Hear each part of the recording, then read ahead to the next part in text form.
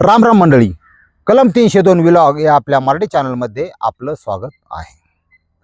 आज हिंदू खतरे में, खरंच किती खतरे में हे सुद्धा बघायची. ही केस थोडी वेगळ्या प्रकारची आहे. याला जिहादचा अँगल माझ्या दृष्टीने देता येणार नाही, पण नेमका विषय काय आहे आपण जरा व्यवस्थित बघू. घटना महाराष्ट्रातली आहे, अमरावतीमधली. अमरावती, परतवाडा, अचलपूर, आपल्या बच्चू कडूंचा मतदारसंघ, ह्या परिसरावर घडलेला विषय. आणि विषय नेमका काय आहे बघा. एक 19 वर्षीय अयान शेख नावाचा मुस्लिम तरुण आहे, 11वीला शिक्षण घेतोय. आणि त्याचा एक जोडीदार आहे, त्याचं नाव आहे उजेर खान. समवयस्क एकाच ह्याच्यामधले. ते फोटो बिटो त्याचाच आहे, चिकना चोपडा, ते कपडे घालायची, सेंट मारायचा बागला आणि हिंडायचं बोंबलत आपलं पुरींच्या मागं. अशा लेवलची पोरं ही. पण याला थोडा राजकारणाचा बी नाद होता. MIM ओवीसीची जी संघटना आहे किंवा जे राजकीय पक्ष आहे, अकबरुद्दीन ओवीसी, त्या ओवीसीच्या पक्षाचा हा पदाधिकारी आहे का, म्हणजे छोट्या लेवलवर.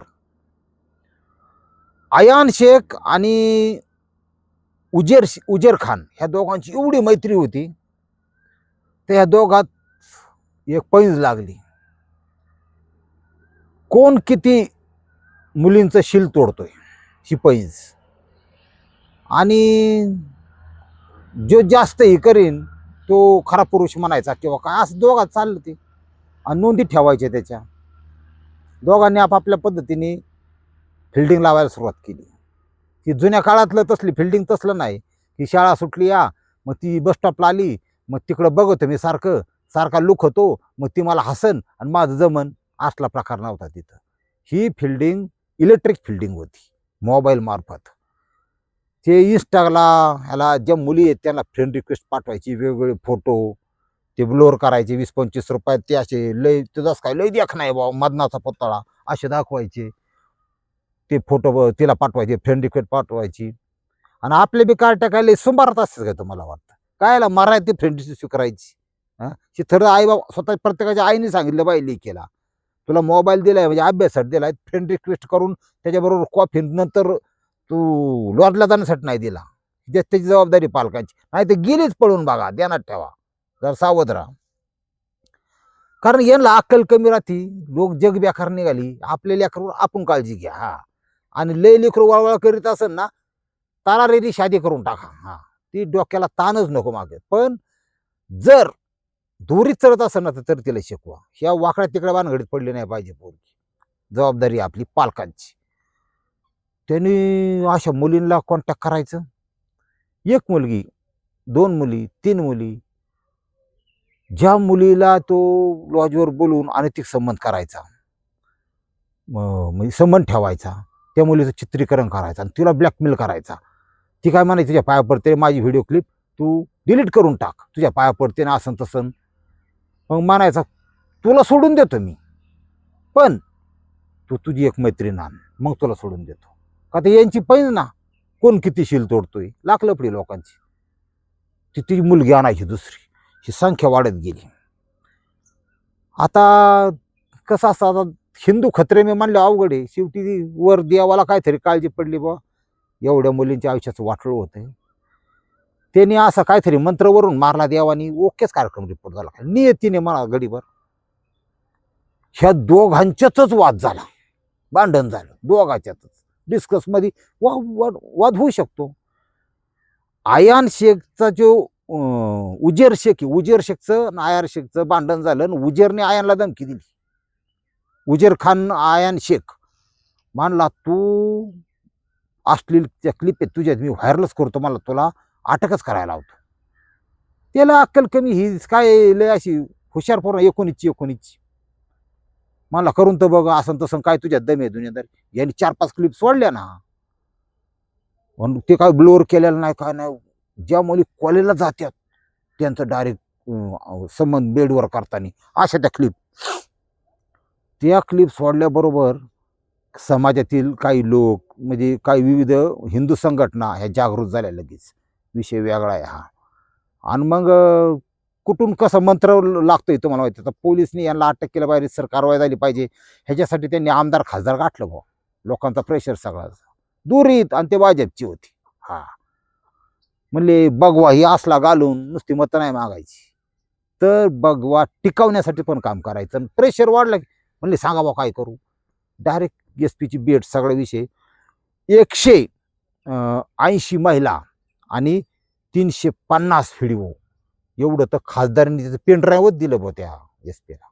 SP अचंबित. बापरे, एक लज्जास्पद गोष्ट होती की एवढं मोठं रॅकेट, एवढा मोठा विध्वंस आपल्या क्षेत्रात चाललाय ना, थोडी हे कळलं कसं नाही. ते लय खतरनाक ऍक्शन मध्ये येतात पोलीस. असं म्हणलं की बरं, म्हणले थांबा आता. मग उचलला, एक उचलला, दुसरा पळून जाय, तर अख्ख्या कुटुंबासकट पळून गेलता ह्यो आयन शेख. पळून गेला 15 तारखेला पळून गेला. त्याला 17 तारखेला पकडला. मोबाईल घेऊन पळून गेला, 17ला पकडला. 17ला पकडल्याबरोबर त्याचं 15ला त्याला अटक केली आणि 17 तारखेला त्याचं रात्र घर पाडून टाकलं. ते उत्तर प्रदेश पॅटर्न नाही, घर पाडून टाकलं फार. हा, त्यात एक गंमत अशी आहे की त्यांनी फक्त हिंदूंच्या मुली नाही नासावल्या, ध्यानात ठेवा. हिंदू आणि मुस्लिमांच्या दोन्ही धर्माच्या मुली नासावल्यात त्यांनी. हे त्या ह्याच्यामध्ये स्पष्ट रेकॉर्डमध्ये आहे. तसं म्हणजे मुस्लिम पण आहेत, हिंदू पण आहेत, हे बी ध्यानात ठेवा. आता ब्लॅकमेलिंग, धमकी, त्याच्यानंतर 294/8 12 67 67 68 67 एवढ्या प्रकारचं गुन्हा तर ठासलं बा त्याच्या कायदेशीररित्या. आता विषय असा आहे की हे जे प्रकरण आहे, हे प्रकरण एवढं काय वाढलं की आता हे 2-3 दिवस झाले प्रसार माध्यमात सगळं यायला लागलंय. हे सुद्धा प्रकरण वरिष्ठ पातळीवर अजून ह्याच्यात कुणाचा हात आहे का, ह्यात पाकिस्तानचा सुद्धा काय हात आहे का, किंवा का लव जिहादचा प्रकार आहे का, हे अजून पोलीस तपास चालू. हे आता जस्ट घडलं एवढ्यात. पण ह्याच्यामध्ये जे कोणी असतील त्याला सुट्टी नाही, लक्षात घ्या. त्याचा कार्यक्रम असा करेक्ट होणार. आणि MIMला ही कळलं गोष्ट, त्या OBCच्या पक्षाला. यांनी फार OBC बरोबर तिकडे आला, फोटो सुद्धा काढलं होतं त्या यांनी. त्यांनी ताबडतोब पक्ष, प्रत्येक पक्ष तेच करतो. एखादा गुन्हेगार असला की लगेच त्याला त्या पक्षातून हकालपट्टी केली आणि त्यांनी त्याचं पत्रक जारी केलं की आमचा या व्यक्तीशी काही संबंध नाही. पूर्वी होता, पण हा जर गुन्हेगार असताना आम्ही त्याची हकालपट्टी करत आहोत. हा एक राजकारणाचा भाग असतो.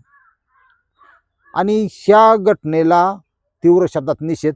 आता ह्याच्याबद्दल अधिक डिटेल्समध्ये तुम्हाला का सांगता येत नाही, याचं कारण असं आहे की तपास अजून फार स्पीडने चालू आहे आणि ह्याच्यात भविष्यात अजून कोण अडकणार आहे, कोण काय येते. पण जे पोलीस यंत्रणेने तत्परता दाखवली आहे आणि लोकांचा जी मागणी आहे, आणि महिलांची मुलींची कुठं नावं उघडीच केली नाही.